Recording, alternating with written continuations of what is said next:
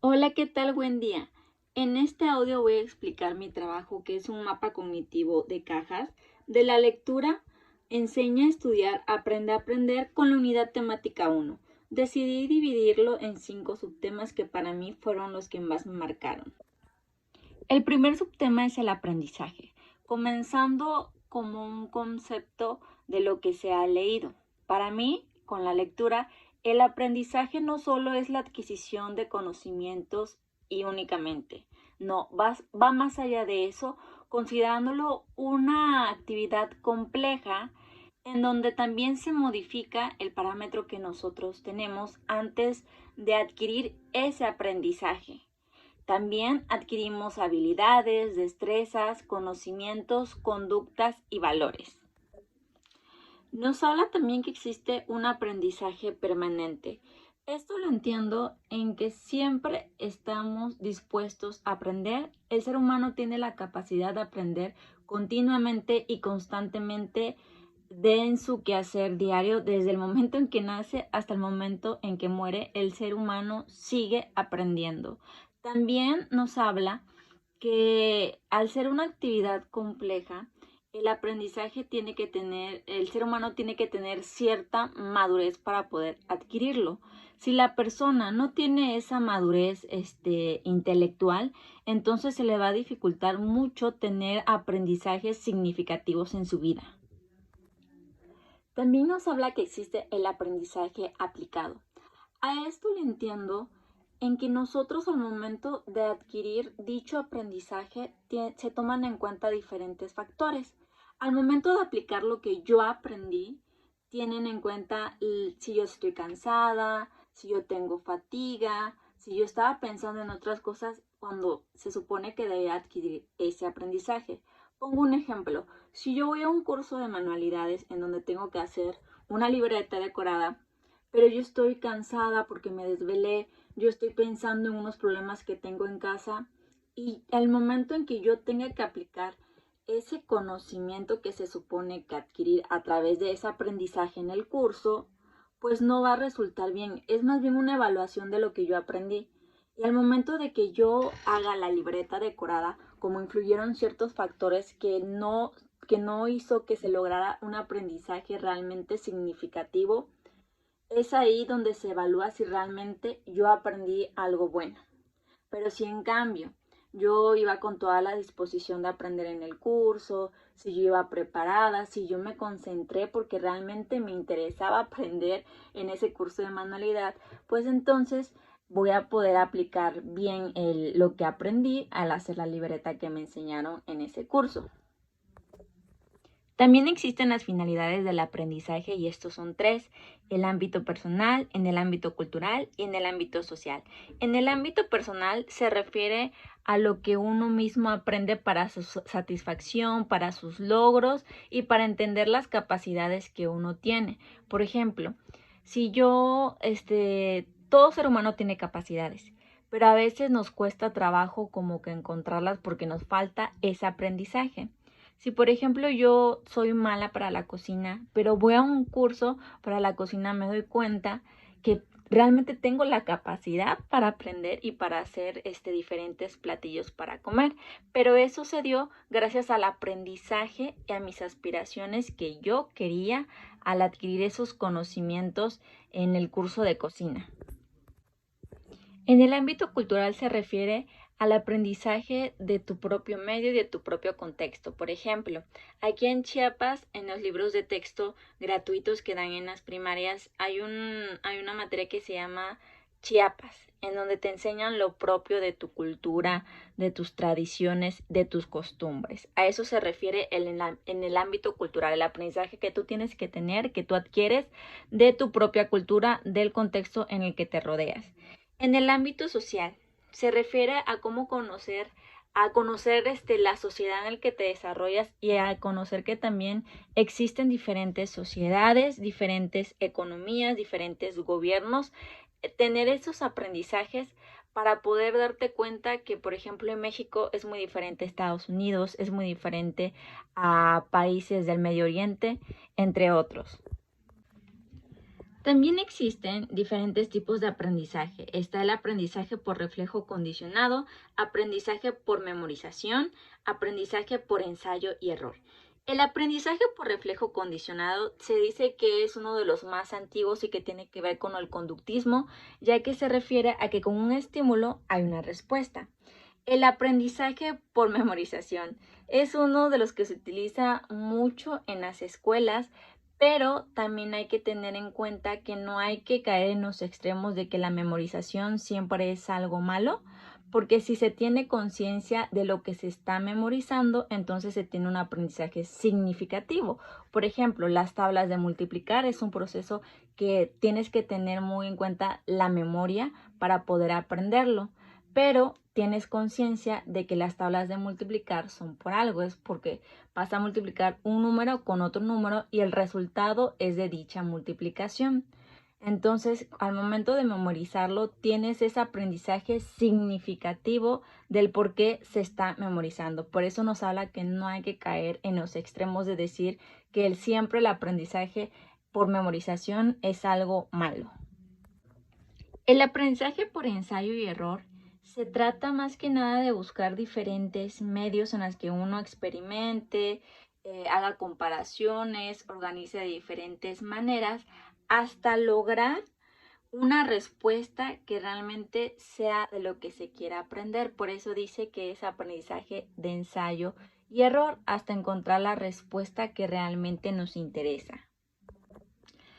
También existen las formas de aprendizaje y estas son 4, que es la forma motora, la forma emocional, la forma intelectual y la forma de espíritu crítico. La primera se refiere a donde ponemos a prueba nuestros sentidos, nuestras habilidades prácticamente motoras para adquirir esos conocimientos. La forma emocional se habla más que nada de los sentimientos que nosotros tenemos y que los utilizamos para aprender. La forma intelectual se refiere más que nada a la inteligencia que nosotros tenemos para aprender las cosas, y de espíritu crítico tiene que ver mucho lo que es el razonamiento y la reflexión cuando se aprende algo. También existen las leyes y los principios del aprendizaje y estas nos sirven para explicar cómo es el desarrollo del mismo aprendizaje. El segundo subtema son las teorías del aprendizaje. Las teorías del aprendizaje hay que entender que son esas, se puede decir esos planteamientos que nos van a decir o intentar explicar la forma en que nosotros aprendemos. Como cada ser humano tiene un mundo en la cabeza, existen diferentes formas de explicar el cómo aprendemos. En esta ocasión se agarraron 3, que es la teoría conductista, las teorías cognitivistas y la teoría del procesamiento de la información. Dentro de la teoría conductista se tiene como principal este personaje a Skinner, que va muy de la mano con lo que es el neoconductismo. Él nos enseña lo que es el condicionamiento operante y la enseñanza programada. En el condicionamiento operante, él tiene o pone a prueba sus conocimientos, bueno, su teoría más que nada en lo que es la caja de Skinner. En esa caja coloca una rata y una paloma. En el caso de la paloma tiene un botón en donde si la paloma hace la acción de picar el botón, adquiere alimento. Entonces, quiere decir que se está reforzando la conducta que tiene la paloma con un estímulo positivo, porque si esa acción es repetitiva, entonces va a seguir adquiriendo comida. Y en el caso de que sea negativa, por ejemplo, si la paloma pica el botón y se le da un toque, pues obviamente va a estar evitando dicha acción. En el ámbito educativo podemos ver esto en una característica, por ejemplo, como que al alumno se le da todos los contenidos y la información, pero dependerá del alumno realmente adquirir estos conocimientos. En lo personal, a mí no me gusta este tipo o este método de enseñanza basado en el conductismo, porque siento que la figura del docente debe de ser como guía y no solo darle la información y que él vea de qué manera es que lo aprende. Dentro de las teorías cognitivistas, se refiere más que nada a los procesos internos de cada individuo, el cual va a conducirlo a un aprendizaje. En esta forma de aprender se encuentra Piaget. Piaget nos dice que los niños se dividen en estadios. Que las etapas de los niños, se dividen en estadios. La primera es la etapa de inteligencia, la segunda es la etapa de pensamiento preparatorio, la tercera de etapas de operaciones concretas y la cuarta es la etapa de operaciones formales. Cada una de las etapas de los niños quiere decir como que un grado de maduración en el que el niño tiene la capacidad de adquirir dichos conocimientos que va a ir procesándolo de manera interna.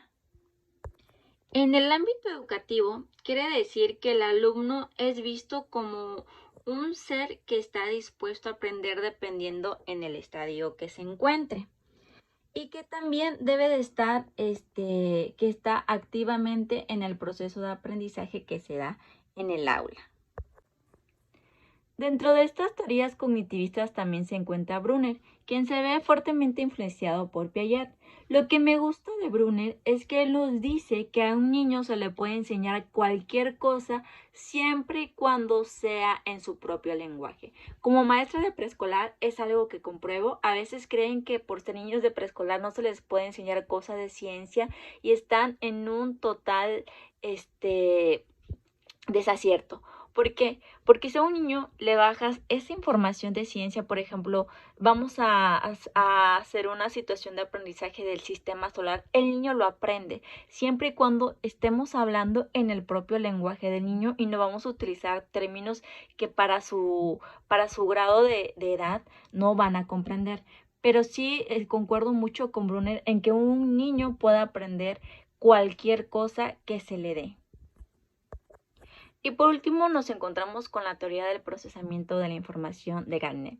En lo que yo logro entender es que los seres humanos somos vistos como procesadores de información que utilizamos nuestra mente como un ordenador para adquirir dichos aprendizajes. En el tercer subtema se encuentran las propuestas metodológicas del aprendizaje, que son 6. La primera, que es la enseñanza directa. Esta nos dice que su objetivo principal es buscar la autonomía del estudiante mediante tareas específicas que se le den a hacer. La segunda, que son los métodos metacognitivos. Dentro de esto se encuentran 3 métodos dentro del mismo método metacognitivo, que es el modelamiento metacognitivo. ¿Qué quiere decir? Que el profesor va a reforzar la imitación que tenga el alumno, que en este caso va a ser el que observe la manera en que el profesor imita, para que efectúe en su comportamiento. De ahí sigue el análisis y la discusión metacognitiva, que tiene que ver con identificar los procesos del pensamiento que se obtuvo como respuesta final. Sigue como otra propuesta metodológica el programa para mejorar la comprensión y el aprendizaje de textos informativos. Esto se aplica para nivel primaria y está dividida en 12 sesiones. Esta metodología trata más que nada que se pueda mejorar la comprensión y el aprendizaje de los textos informativos y sigue algunos principios. También nos encontramos con el programa de Pine 3, que tiene elementos principales. Por ejemplo, este programa se ha hecho como una valoración acerca de dicho programa, en el que se dice que se ha logrado ver un rendimiento académico mejor en los grupos que han sido entrenados con dichas estrategias, a diferencia de los grupos que son de control. También nos encontramos con el programa basado en estrategias, que es para el grado de universidad. En este se divide o se clasifica en 2, que son estrategias primarias y estrategias de apoyo. Las estrategias primarias tienen que ver con la información escrita, la cual les va a servir para apropiarse esa información, para el uso de esa información y para el recuerdo que tengan de dicha información. Y se va a aplicar si realmente aprendieron esa información a través, por ejemplo, de exámenes. De ahí siguen las estrategias de apoyo, en donde el sujeto va como que a evaluar sus propios progresos, va a establecer sus horarios de estudio. Más que nada en esta parte yo lo veo que se va a ver de una manera más independiente. Y la última propuesta metodológica es la enseñanza transaccional de estrategia. Estos autores plantean esta metodología, como una enseñanza directa y explícita.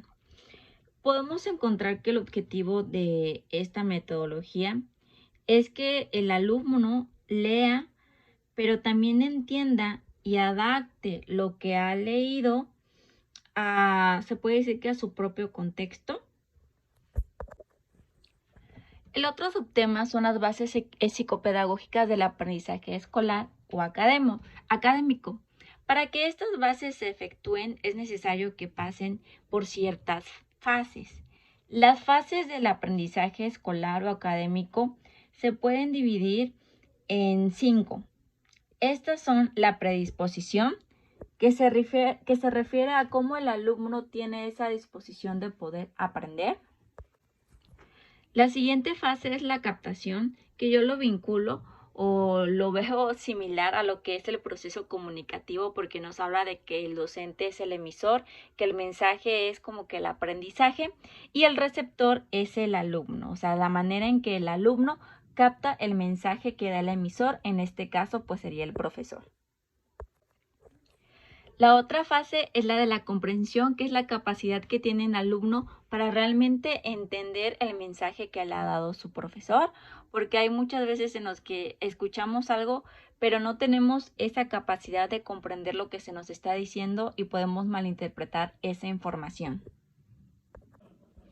De ahí seguimos con la fase de la retención. Cuando hemos aprendido algo, debemos de retenerlo. Y eso también va a ser posible si nosotros también seguimos como que aplicando dicho aprendizaje. Por ejemplo, si yo voy a clases de inglés, pero yo adquiero esos conocimientos y aprendo ese lenguaje que es el inglés, pero si yo no tengo con quién practicarlo, en 1, en 2 o en 3 años, esos conocimientos, ese aprendizaje que adquirí en el curso de inglés, obviamente se me van a ir porque no hay una retención de dicho aprendizaje, ya que yo no estuve constantemente aplicándolo en mi vida diaria.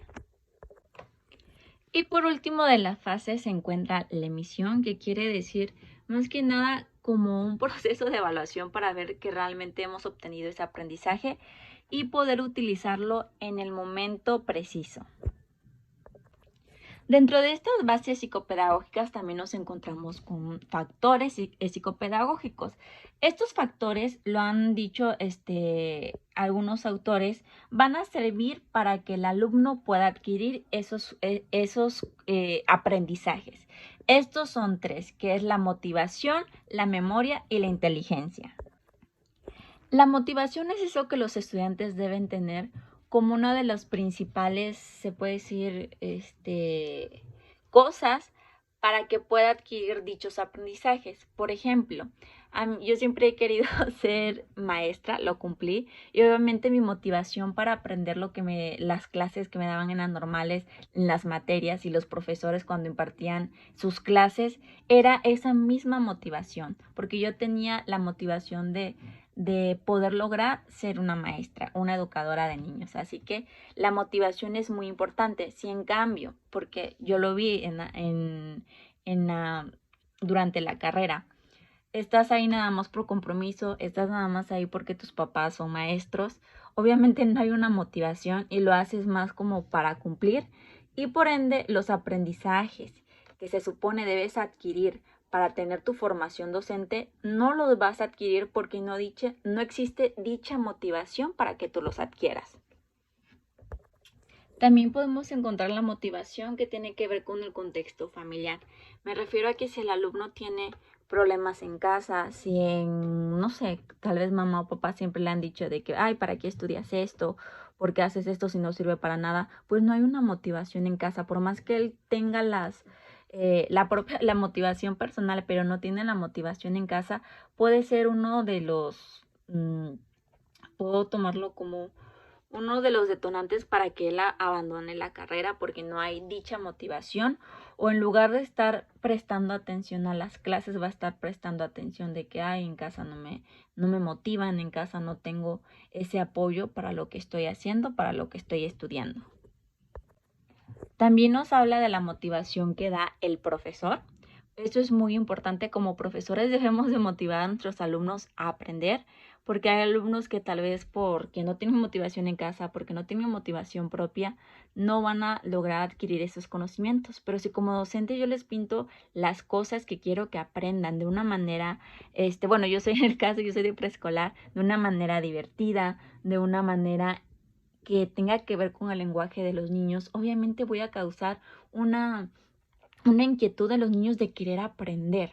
Por ejemplo, si yo les explico a los niños acerca de cómo nace un pollito, y yo les digo, pues un pollito nace de un huevo, fin, se acabó, y soy simplista en lo que digo, pues obviamente no hay motivación. Y por aquí les puede entrar de un oído y les va a salir del otro de la manera en que nacen los pollitos. Pero si en cambio yo les digo, ¿saben qué? Les pongo un video, tal vez alguna representación acerca de cómo nace un pollito. Llevo un huevo de lo que es de esos de juguete y de adentro pongo un pollito. Puedo hacer una representación más realista de lo que es de cómo nace un pollito. Y entonces voy a hacer una motivación en el aprendizaje de los niños de dicho tema. La memoria es otro factor que quiere decir que es cuando se ha fijado en nuestra mente lo aprendido. Por ejemplo, vuelvo a sacar el ejemplo de las tablas de multiplicación. Tenemos que utilizar lo que es la memorización para poder adquirir esos conocimientos. Y por último, el último factor es la inteligencia, que es la facultad que tenemos todos los seres humanos para poder adquirir conocimientos, para poder adaptarnos ante ciertas situaciones y poder también ir resolviendo problemas. Y por último nos encontramos con el subtema de perspectivas actuales del aprendizaje. Para no hacer tan largo el video, voy a hacer un resumen de lo que es este subtema, adaptándolo a mi conclusión. Bueno, concluyendo todo este tema de enseñar a estudiar y aprender a aprender, creo que es muy importante que como docente, porque yo soy docente de preescolar frente a grupo, conozcamos lo que son las teorías del aprendizaje, la complejidad que quiere decir aprender, lo que es el aprendizaje, un proceso complejo que no solo es de adquirir conocimientos, sino que va más allá de eso. Entender lo que son las metodologías del aprendizaje. Las bases psicopedagógicas del aprendizaje también es muy importante que nosotros como docentes sepamos todo eso, porque eso mismo nos va a poder cambiar la perspectiva que nosotros tenemos en el aula con nuestros alumnos. En la clase del día miércoles con usted, doctor, recuerdo que nos puso un video y en ese video había una frase que creo que es de Einstein que dice, si tú juzgas a un pez por su habilidad de escalar un árbol, creerá toda su vida que es un inútil. Y es muy cierto. Si nosotros a nuestros alumnos colocamos las mismas actividades, sin haber una adaptación, sin haber un conocimiento del contexto, sin haber un diagnóstico de cómo aprenden los niños, porque hay que entender que hay diferentes formas en las que ellos adquieren conocimientos. ¿Qué tal si es un niño que aprende de manera visual, que aprende de manera oral, que aprende de manera kinestésica? Nosotros como docentes tenemos una gran tarea con nuestros alumnos. No solo se trata de ir a que ellos aprendan las cosas, se trata más allá. Para mí la docencia y más en preescolar, yo veo el preescolar como algo mágico, porque nosotras las educadoras utilizamos el juego significativo para lograr aprendizajes en los alumnos. Algunos van a reforzar los aprendizajes previos que traen en casa. Como los estudios van avanzando, Por eso nos habla de unas perspectivas actuales del aprendizaje. Sabemos que ahora los alumnos cuentan con aprendizaje, no es como antes en donde iban a la escuela a que le dieran los aprendizajes y que iban como en una hoja en blanco a que el docente la llenara con los aprendizajes. No, nuestros alumnos cuentan con aprendizajes previos. Esta lectura, la verdad, me agradó mucho. Agradezco a usted, doctor, que la pusiera, porque me hizo ver y a reafirmar el por qué es importante conocer a cada uno de los niños, porque es importante conocer la manera en que ellos aprenden, cuál es su estilo de aprendizaje, qué inteligencia toman. Y vuelvo a retomar la frase que nos comentó en el video. Un pez, un pez, por ejemplo, es excelente nadador.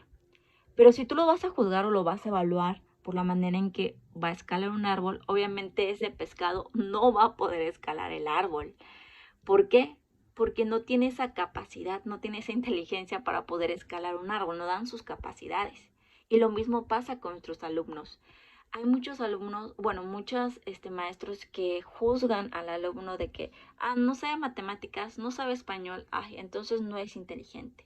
Hay demasiados tipos de inteligencia, la inteligencia musical, la inteligencia artística. ¿Qué tal si mi alumno es bueno para las matemáticas y el español, pero es un excelente artista? Hay que aprender a diferenciar estas características en nuestros alumnos para ver de qué manera apoyarlos.